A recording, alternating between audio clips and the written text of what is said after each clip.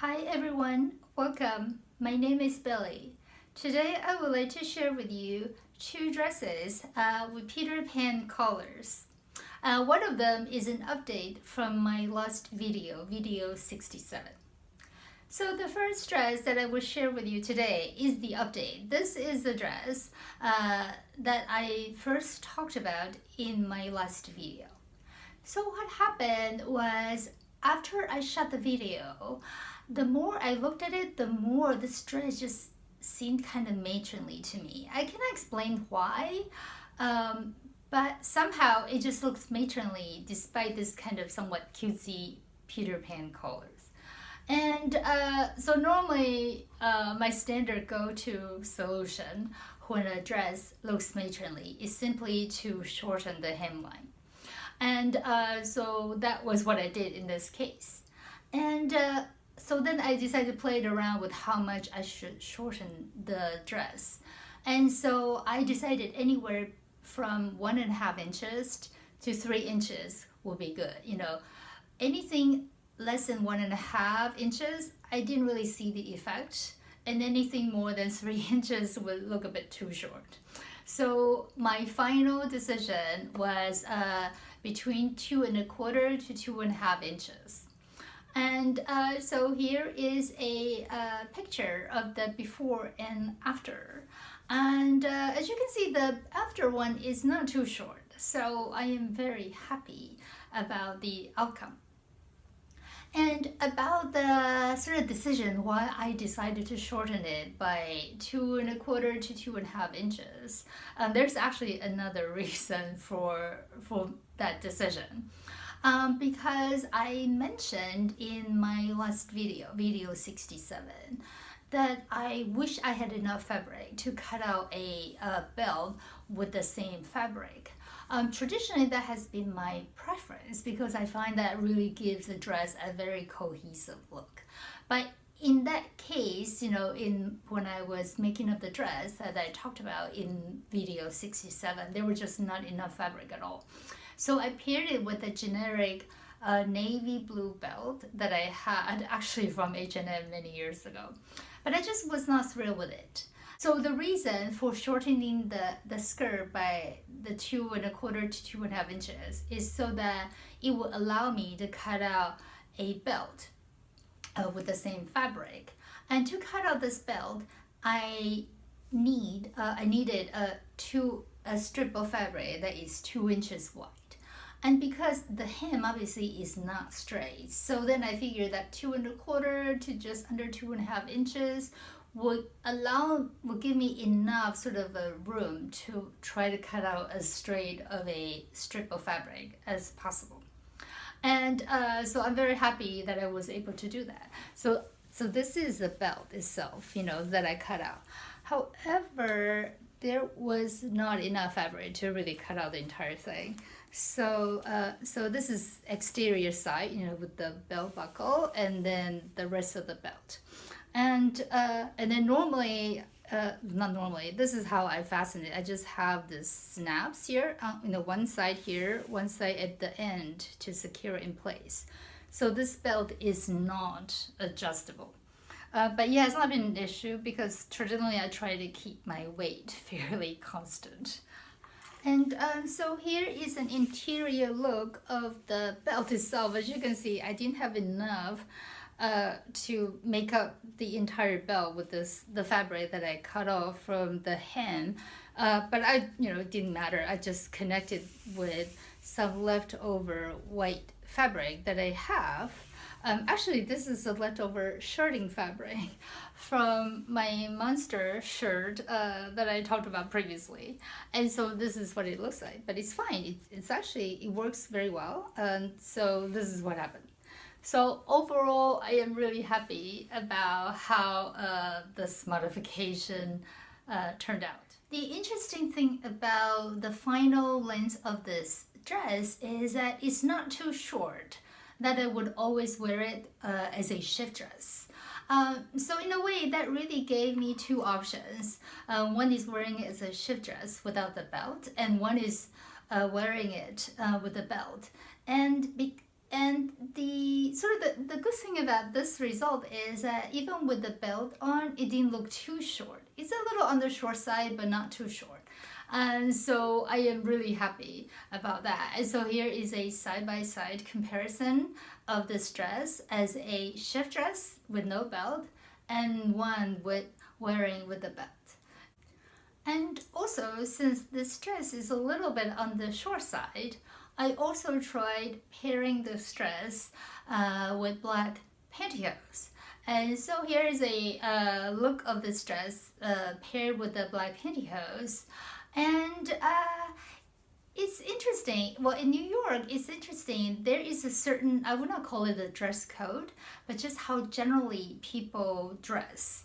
For example, when I watch the YouTube channels of several UK-based and also France-based YouTubers, it seems like in these two places, people, it's very common for people to pair black tights, that is not see-through, with dresses or skirts of whatever color. It seems like that's fairly commonly done.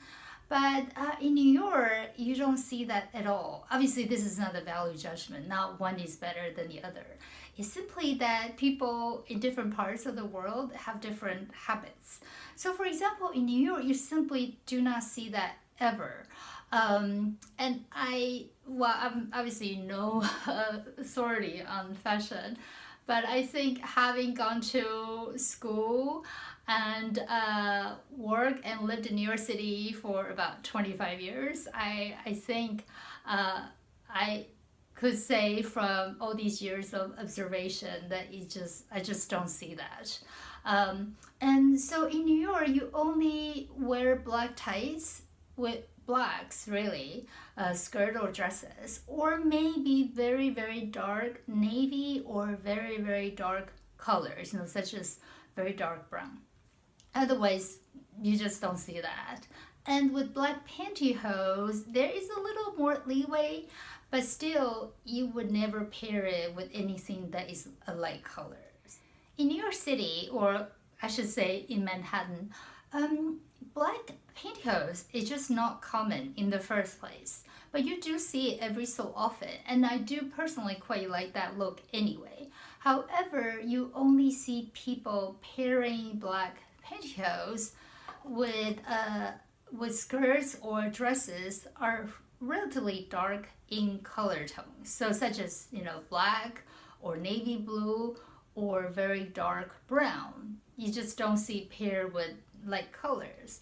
And a sort of somewhat small exception is something that is a bit a mix. So for example, in my Carolina Herrera print shirt dress that I shared with you in my last video, I did pair it with a pair of black pantyhose, and I thought that looked right.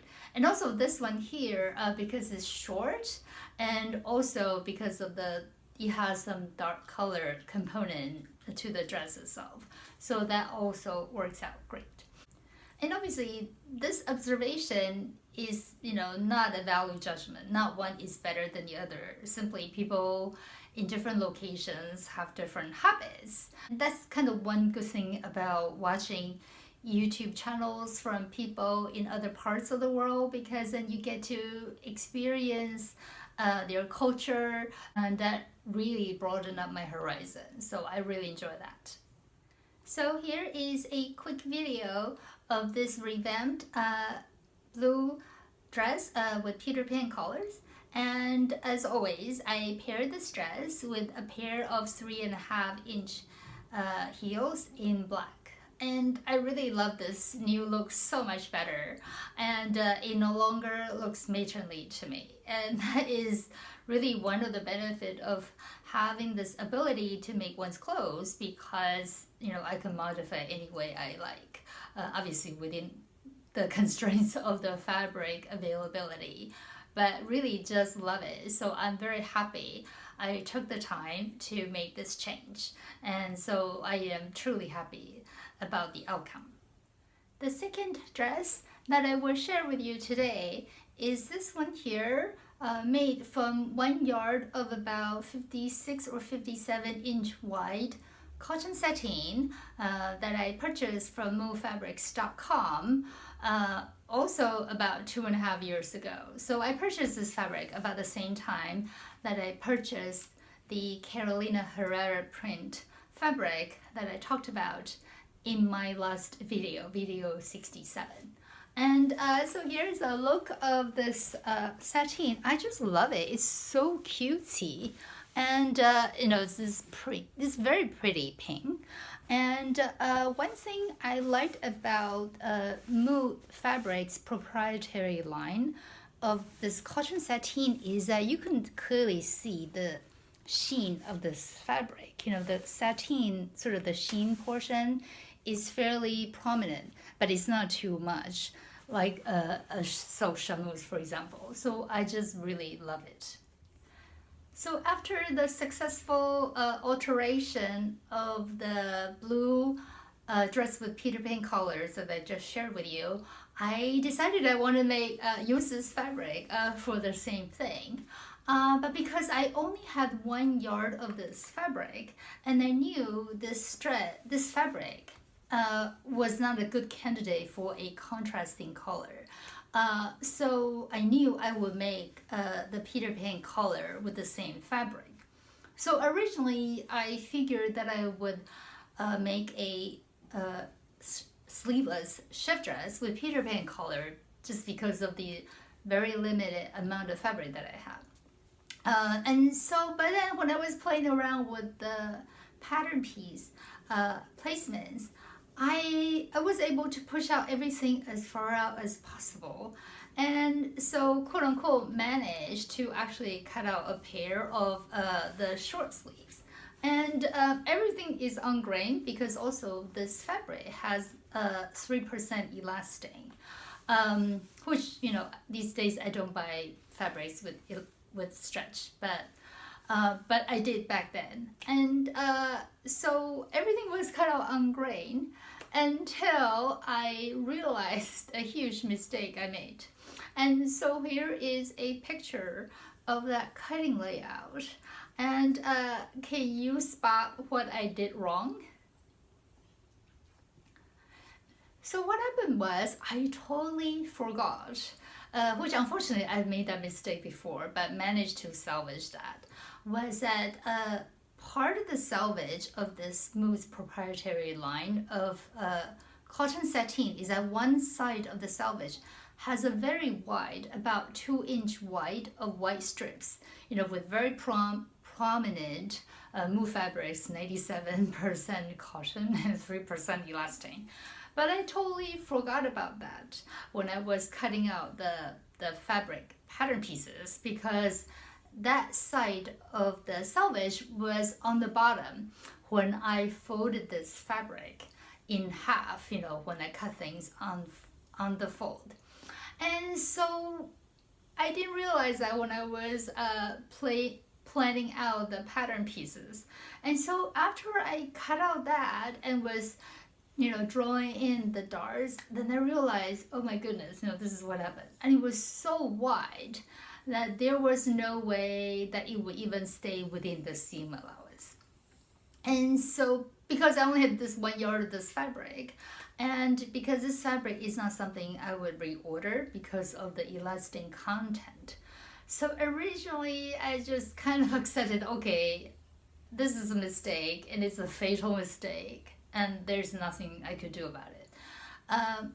But I only thought about, but I only had this thought for maybe 30 seconds before I realized that maybe there is a save, but I did not know how that will work out.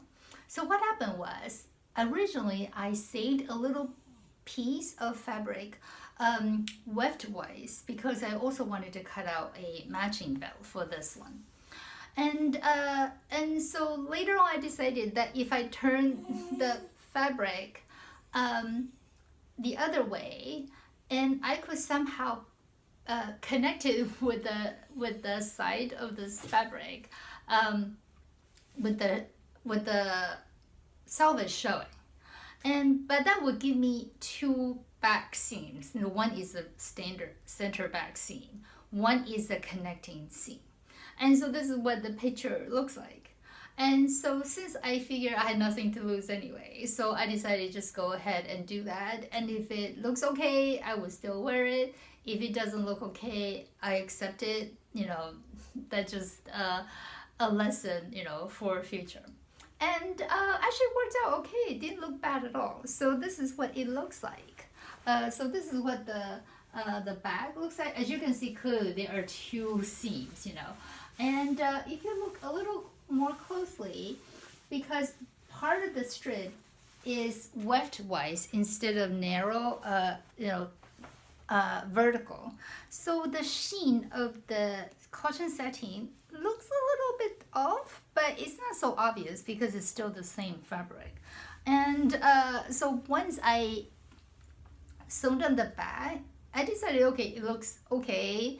It didn't really look bad. It didn't really look too bad. And especially since in the back anyway, so who would notice. So I just went ahead and finished this dress. And so overall, I am very happy about my save.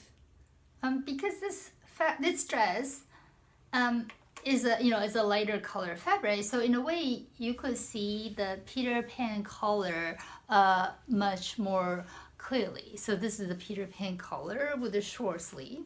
And also this is the back of the Peter Pan color. And and also these are the sleeves. So I made a mistake with this dress actually, because the sleeves, the front portion seems a little bit, there's a little excess fabric.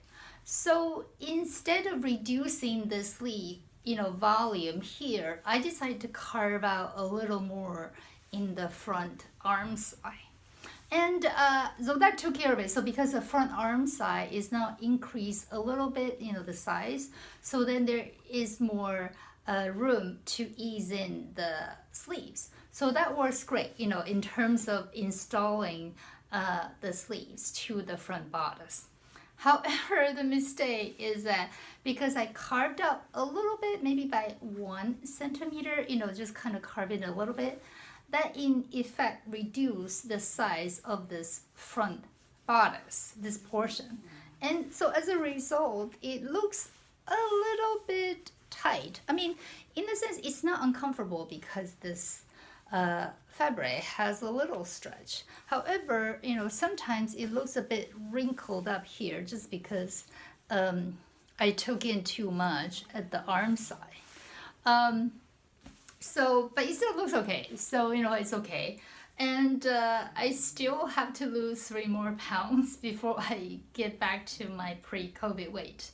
So maybe when I manage to do that, this dress will fit much better. Because I still had a little bit of this fabric left over, so I made this kind of skinny tie here. The idea is that I could either use it as some sort of a tie, so I could tie a bow tie under this Peter Pan collar. So like this, so kind of like this, you get the idea. But I couldn't seem to manage to get it to look right, so I'm not sure that this would work very well. So this is one option, and I just, wearing it as a shift dress with this little tie here. So that's option number 1. Option number 2 is I could just use it as a waist tie. So it would look like this.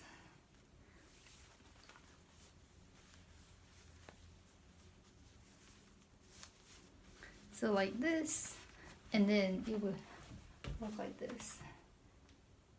So, and so here, let me stand back a bit from the camera so you can see this is what it looks like with this dress, with this optional waist tie. I'm not sure I like this look better, so maybe I think most likely I would just wear it as a shift dress with no waist tie. So here is a quick video of this pink cotton sateen dress, and I paired the dress with a pair of 3.5-inch heels in red in suede. And I'm really glad how it worked out, despite the initial disaster with the cutting out. But it works out great, all's well ends well. So I'm really happy how it works out, even though obviously being short sleeves is not something I would wear right now. Thank you so much for watching. I hope you have enjoyed today's video of these two dresses with Peter Pan colors. And as you can see, they actually look quite different. One has the color in a contrasting color, and one is the same self fabric. And I like them both very much. And so I'm very happy about how they both turned out.